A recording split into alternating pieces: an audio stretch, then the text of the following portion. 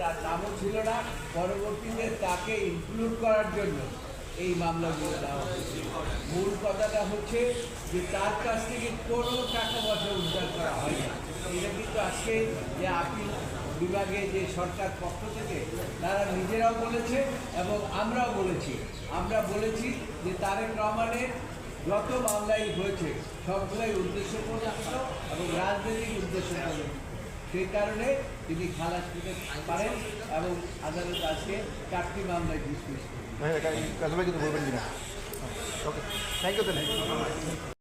রাষ্ট্রপক্ষ থেকে যেটা বলা হয়েছে যে মামলার এফআইআর আছে 1 কোটি টাকার চাঁদা দাবি, কিন্তু কে চাঁদা দাবি করেছেন সেটা নেই।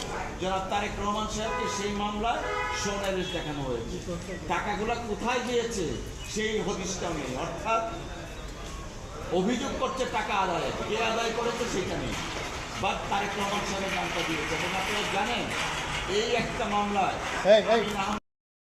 তার নামও ছিল না, পরবর্তীতে তাকে ইনক্লুড করার জন্য এই মামলাগুলো দেওয়া হয়েছে। মূল কথাটা হচ্ছে যে তার কাছ থেকে কোনো টাকা পয়সা উদ্ধার করা হয় না। এটা কিন্তু আজকে যে আপিল বিভাগে যে সরকার পক্ষ থেকে তারা নিজেরাও বলেছে এবং আমরা বলেছি যে তারেক রহমানের যত মামলাই হয়েছে সবগুলাই উদ্দেশ্যপ্রণোদিত এবং রাজনৈতিক উদ্দেশ্যপ্রণোদিত। সেই কারণে তিনি খালাস পেতে পারেন এবং আদালত আজকে 4টি মামলায় ডিসমিস করেন।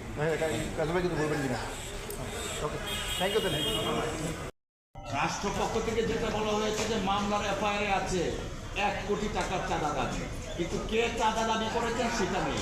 জনাব তারেক রহমান সাহেবকে সেই মামলায় সোনালিশ দেখানো হয়েছে, টাকাগুলো কোথায় গিয়েছে সেই হদিশটাও নেই। অর্থাৎ অভিযোগ করছে টাকা আদায়, কে আদায় করেছে সেটা নেই, বা তারেক রহমান সাহেবের নামটা দিয়েছে। এবং আপনারা জানেন এই একটা মামলায়